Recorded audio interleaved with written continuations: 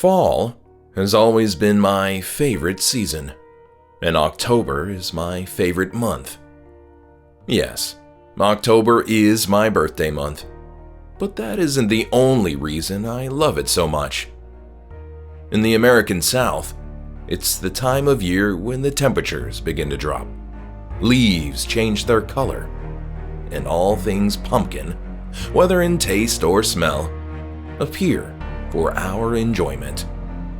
Many of you know that I'm a bit of a candle connoisseur. Okay, it's probably better described as an obsession. But this is a judgment-free zone. During the autumn months, I crave the sense of pumpkin, caramel, spice, apple, and campfire.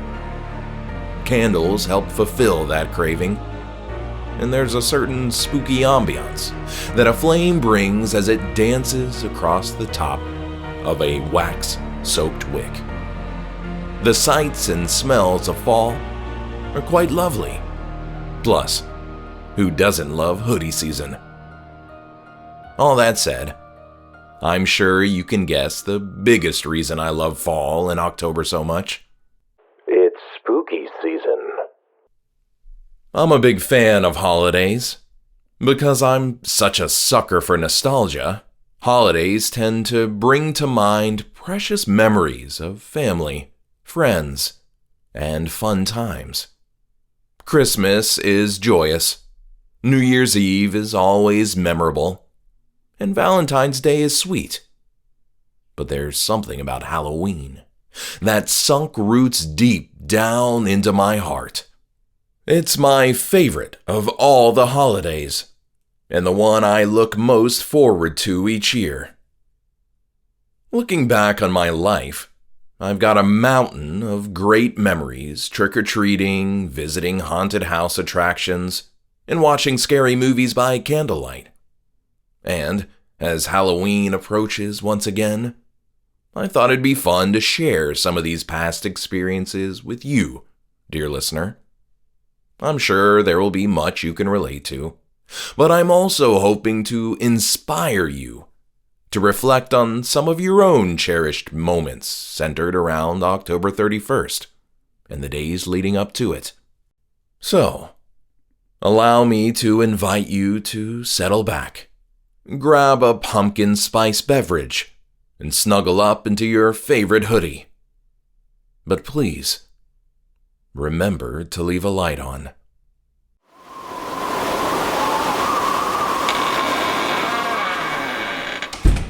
I was raised in a fairly conservative Christian household, yet my mom always allowed me to get dressed up and go trick-or-treating on Halloween.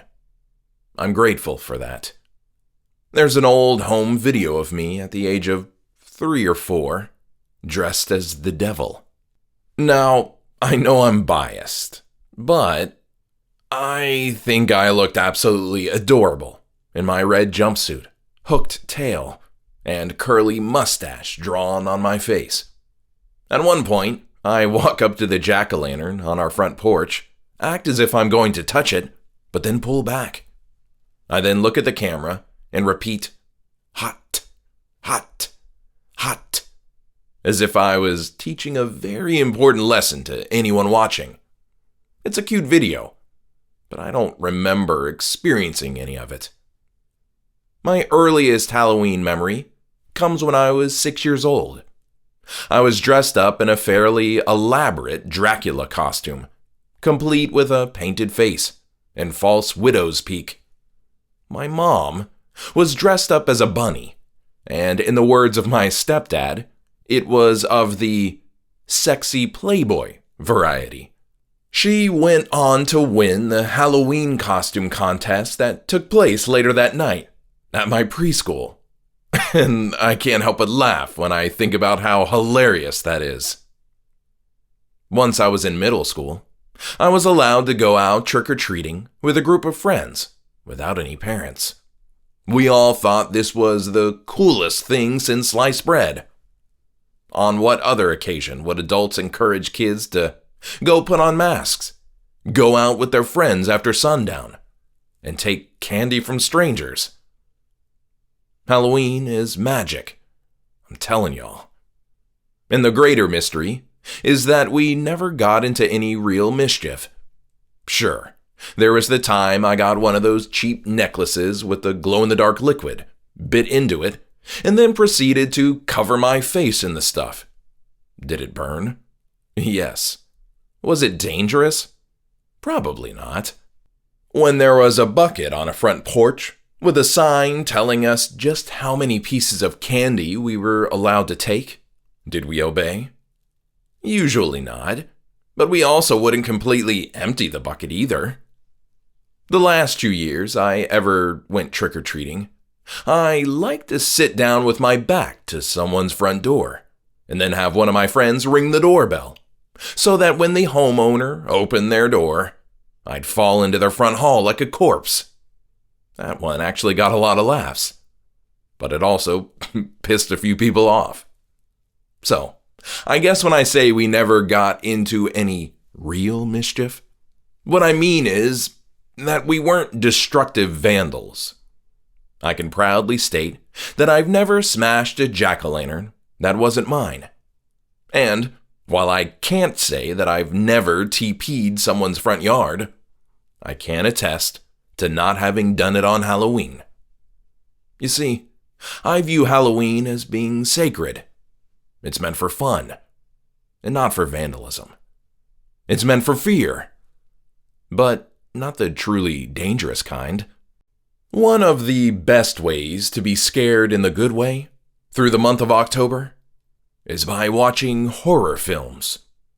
I've got a small list of movies that I view every spooky season, and we'll list those momentarily. But for now, I'll say that one of the biggest reasons these specific films get a yearly rewatch is based on nothing more than nostalgia. I've said it before, and I'll say it again. I'm a sucker for nostalgia. And movies are like time capsules of nostalgic pleasure. The visuals, the music, the memorable lines of dialogue, the unforgettable characters, and terrifying moments. They all play a role in creating movie magic. I remember TNT's Monster Vision, AMC's Monster Fest, and Spike TV's Stephen King movie marathons. And even though I can stream or play the Blu-ray of just about any of my favorite horror movies, there's something special about tuning in to AMC's Fear Fest so that I can have the edited for TV versions, along with commercial breaks, playing in the background of whatever I'm doing around my home. It's the perfect spooky season soundtrack.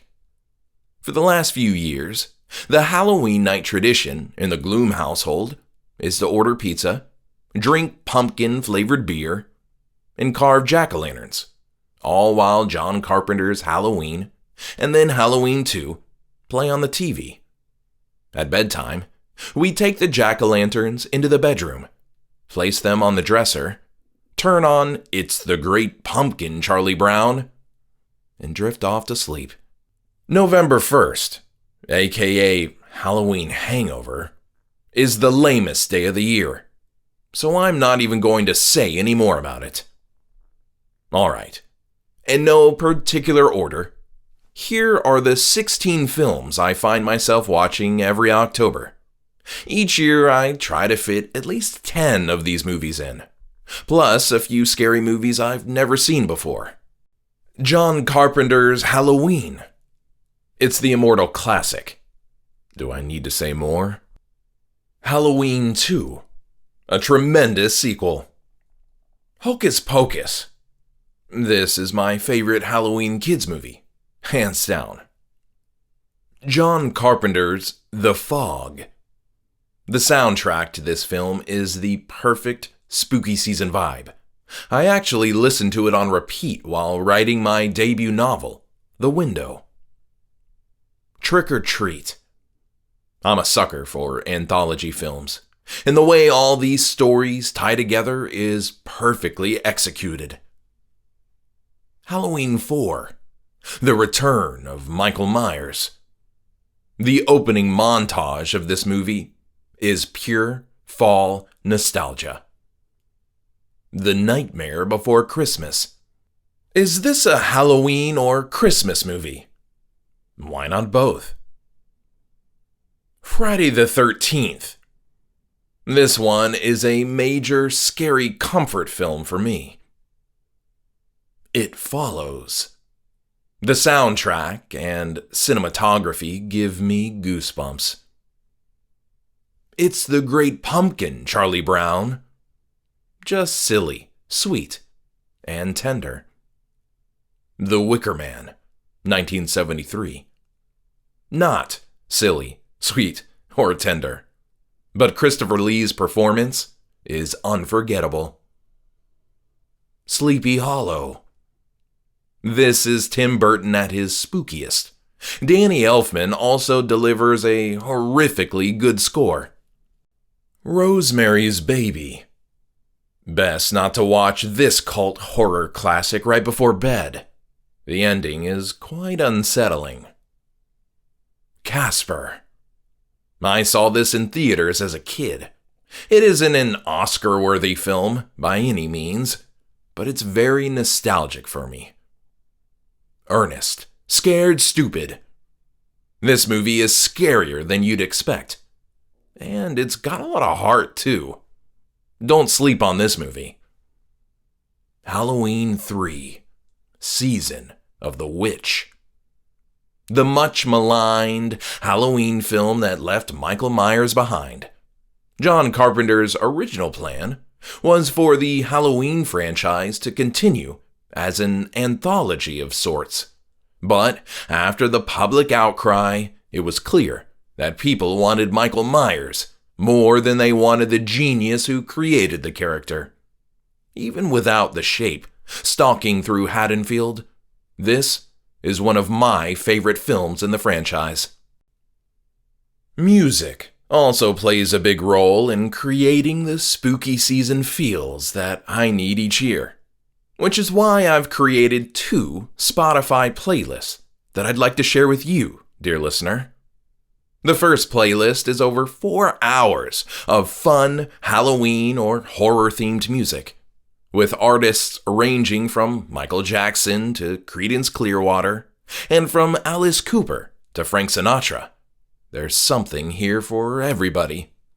With songs like Season of the Witch, Don't Fear the Reaper, Somebody's Watching Me, and The Purple People Eater. It's a great playlist for a Halloween party, game night with the family, or to help combat the Halloween hangover while taking down the decorations in November. Just search Thomas Gloom's Fun Halloween on Spotify to access the public playlist. But if you're hoping for an even spookier playlist, then I've got one that is full of scary music from horror films and TV shows that'll leave you sleeping with the lights on. This one is great for telling ghost stories, setting an uneasy mood for trick-or-treaters, or writing scary fiction.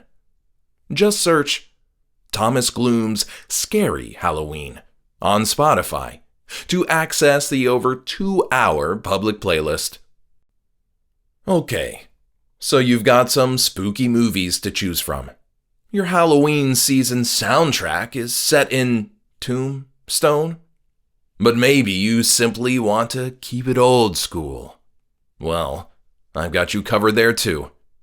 To wrap up this special bonus episode, I'm going to read you a classic scary tale. In order to keep the copyright ghouls from coming for my head, I chose something written long ago, so it's now part of the public domain. So, dear listener, get comfortable and light a few candles as I read you something from the mind of Mark Twain, entitled simply, A Ghost Story. Enjoy.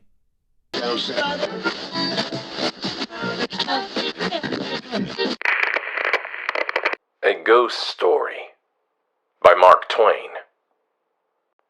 I took a large room far up Broadway in a huge old building whose upper stories had been wholly unoccupied for years, until I came. The place had long been given up to dust and cobwebs, to solitude and silence. I seemed groping among the tombs and invading the privacy of the dead that first night I climbed up to my quarters. For the first time in my life, a superstitious dread came over me, and as I turned a dark angle of the stairway, and an invisible cobweb swung its lazy woof in my face and clung there, I shuddered, as one who had encountered a phantom. I was glad enough when I reached my room and locked out the mold and darkness. A cheery fire was burning in the grate, and I sat down before it with a comforting sense of relief. For 2 hours I sat there, thinking of bygone times, recalling old scenes, and summoning half-forgotten faces out of the mists of the past, listening, in fancy, to voices that long ago grew silent for all time, and to once familiar songs that nobody sings now. And as my reverie softened down to a sadder and sadder pathos, the shrieking of the winds outside softened to a wail. The angry beating of the rain against the panes diminished to a tranquil patter, and one by one, the noises in the street subsided, until the hurrying footsteps of the last belated straggler died away in the distance, and left no sound behind. The fire had burned low. A sense of loneliness crept over me.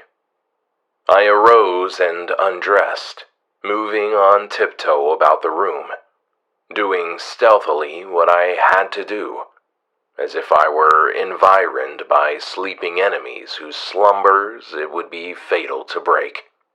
I covered up in bed, and lay listening to the rain and wind and the faint creaking of distant shutters, till they lulled me to sleep. I slept profoundly, but how long I do not know.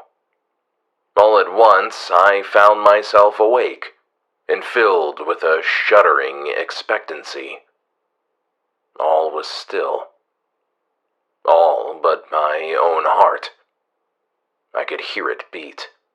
Presently, the bedclothes began to slip away slowly toward the foot of the bed, as if someone were pulling them. I could not stir. I could not speak.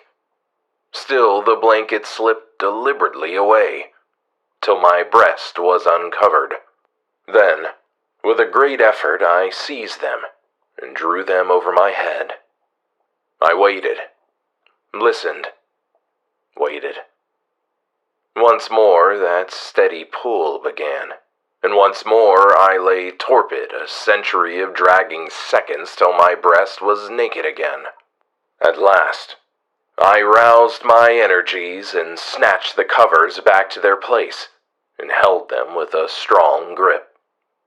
I waited. By and by I felt a faint tug, and took a fresh grip. The rug strengthened to a steady strain. It grew stronger and stronger. My hold parted, and for the third time the blanket slid away. I groaned. An answering groan came from the foot of the bed. Beaded drops of sweat stood upon my forehead. I was more dead than alive. Presently, I heard a heavy footstep in my room. The step of an elephant, it seemed to me. It was not like anything human. But it was moving from me.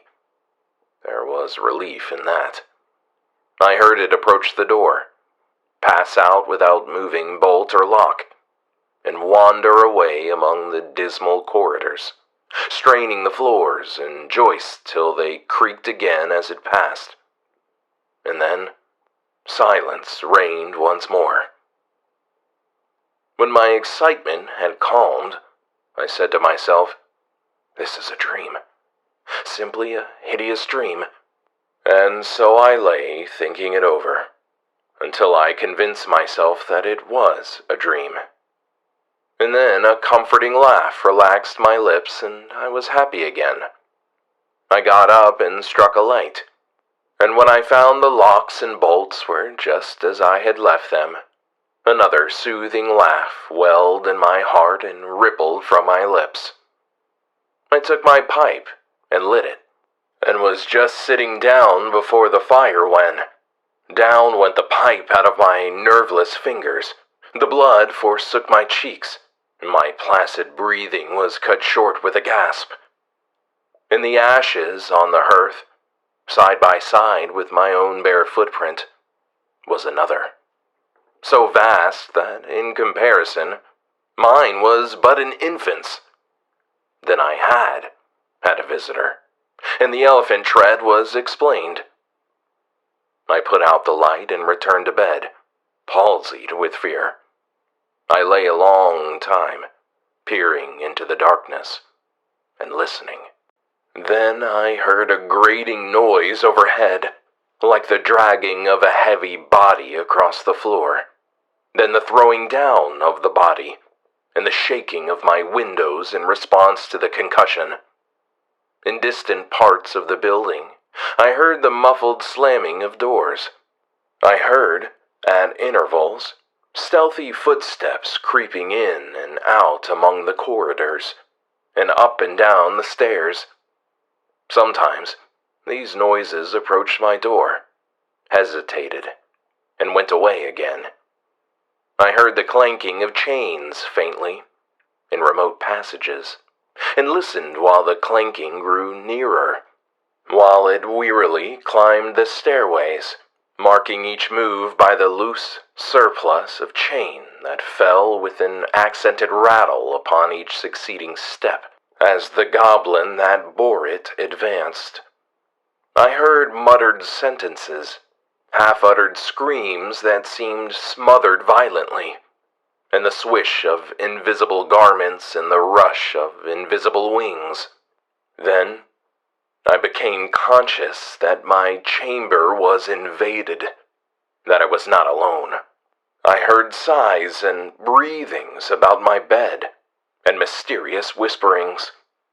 3 little spheres of phosphorescent light appeared on the ceiling directly over my head, clung and glowed there a moment, and then dropped, 2 of them upon my face, and 1 upon the pillow. They spattered, liquidly, and felt warm. Intuition told me they had turned to gouts of blood as they fell. I needed no light to satisfy myself of that. Then I saw pallid faces, dimly luminous, and white uplifted hands floating bodiless in the air, floating a moment, and then disappearing. The whispering ceased, and the voices and the sounds in a solemn stillness followed. I waited and listened. I felt that I must have light or die. I was weak with fear. I slowly raised myself toward a sitting position, and my face came in contact with a clammy hand. All strength went from me apparently, and I fell back like a stricken invalid. Then I heard the rustle of a garment. It seemed to pass to the door and go out. When everything was still once more, I crept out of bed, sick and feeble, and lit the gas with a hand that trembled as if it were aged with 100 years. The light brought some little cheer to my spirits. I sat down and fell into a dreamy contemplation of that great footprint in the ashes. By and by, its outlines began to waver and grow dim. I glanced up, and the broad gas flame was slowly wilting away. In the same moment, I heard that elephantine tread again. I noted its approach, nearer and nearer, along the musty halls, and dimmer the light waned. The tread reached my very door, and paused. The light had dwindled to a sickly blue, and all things about me were in a spectral twilight. The door did not open, and yet I felt a faint gust of air fan my cheek, and presently was conscious of a huge, cloudy presence before me. I watched it with fascinated eyes. A pale glow stole over the thing. Gradually its cloudy folds took shape. An arm appeared, then legs, then a body, and last, a great sad face looked out of the vapor. Stripped of its filmy housings, naked, muscular, and comely, the majestic Cardiff giant loomed above me. All my misery vanished, for a child might know that no harm could come with that benignant countenance. My cheerful spirits returned at once, and in sympathy with them the gas turned up brightly again. Never a lone outcast was so glad to welcome company as I was to greet the friendly giant. I said, "Why is it nobody but you? Do you know, I've been scared to death for the last 2 or 3 hours. I am most honestly glad to see you. I wish I had a chair. Here, don't try to sit down in that thing." But it was too late. He was in before I could stop him, and down he went. I never saw a chair shivered so in my life. Stop, you'll ruin Too late again. There was another crash, and another chair was resolved into its original elements. Confound it! Haven't you got any judgment at all? Do you want to ruin all the furniture on the place? Here, you petrified fool! But it was no use. Before I could arrest him, he had sat down on the bed, and it was a melancholy ruin. Now what sort of a way is that to do? First you come lumbering about the place, bringing a legion of vagabond goblins along with you to worry me to death, and then, when I overlook an indelicacy of costume which would not be tolerated anywhere by cultivated people except in a respectable theater, and not even there if the nudity were of your sex, you repay me by wrecking all the furniture you can find to sit down on. And why will you? You damage yourself as much as you do me. You have broken off the end of your spinal column and littered up the floor with chips of your hands till the place looks like a marble yard. You ought to be ashamed of yourself. You are big enough to know better. Well, I will not break any more furniture. But what am I to do? I have not had a chance to sit down for a century. And the tears came into his eyes. Poor devil, I said. I should not have been so harsh with you. And you are an orphan too, no doubt. But sit down on the floor here. Nothing else can stand your weight. And besides, we cannot be sociable with you away up there above me. I want you down where I can perch on this high counting-house stool and gossip with you face to face.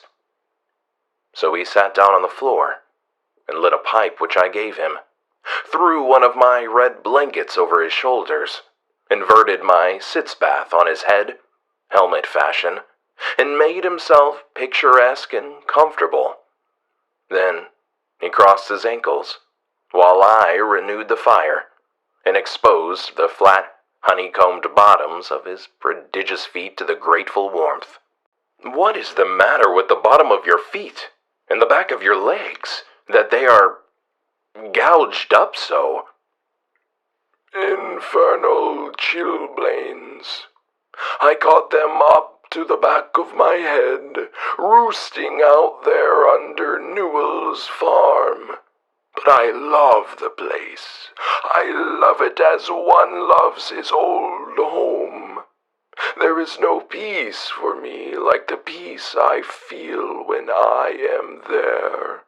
We talked along for half an hour, and then I noticed that he looked tired, and I spoke of it.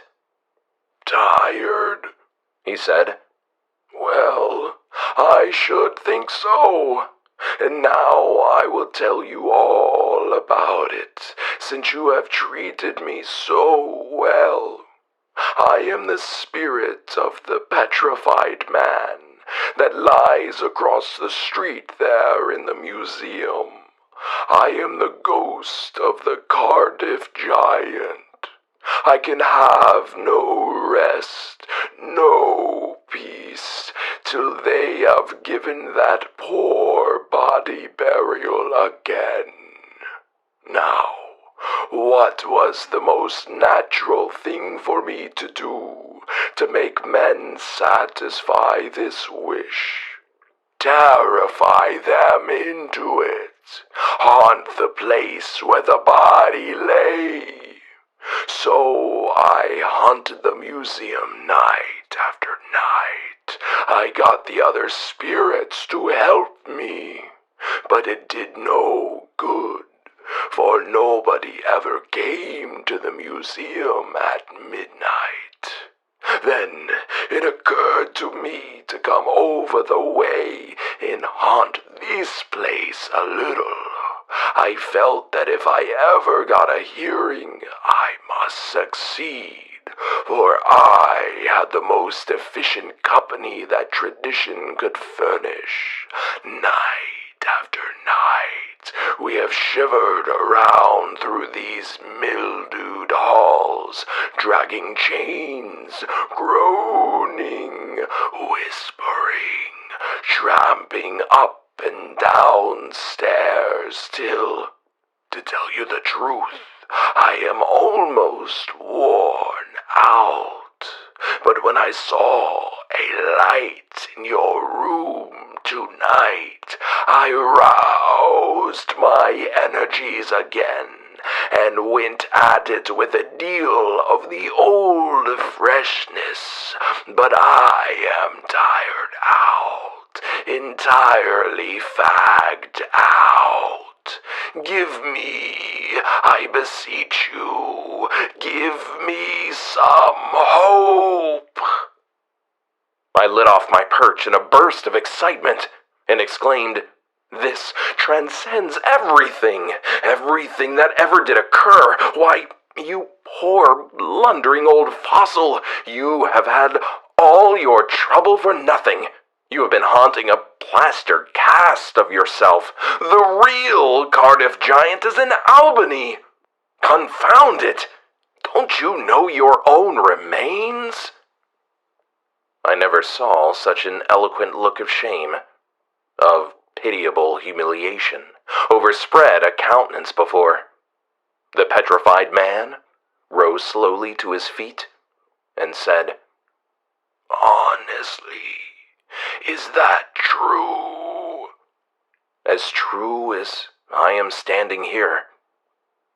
He took the pipe from his mouth and laid it on the mantel, then stood irresolute a moment, unconsciously, from old habit, thrusting his hands where his pantaloon pockets should have been, and meditatively dropping his chin on his breast, and finally said, "Well, I never felt so absurd before. The petrified man has sold everything else, and now the mean fraud has ended by selling his own ghost. My son, if there is any charity left in your heart for a poor, friendless phantom like me, don't let this get out. Think how you would feel if you had made such an ass of yourself." I heard this stately tramp die away, step by step down the stairs and out into the deserted street, and felt sorry that he had gone, poor fellow, and sorrier still that he had carried off my red blanket and my bathtub. I want to thank you for spending some time with me on this spookiest of holidays. The Halloween hangover is coming, but for now, let's keep basking in the horror and chills before the vibe trudges off into the darkness. This is Thomas Gloom, signing off for now, but I'll be back soon. And whatever you choose to do with the rest of your evening, dear listener, I hope you remember to leave a light on.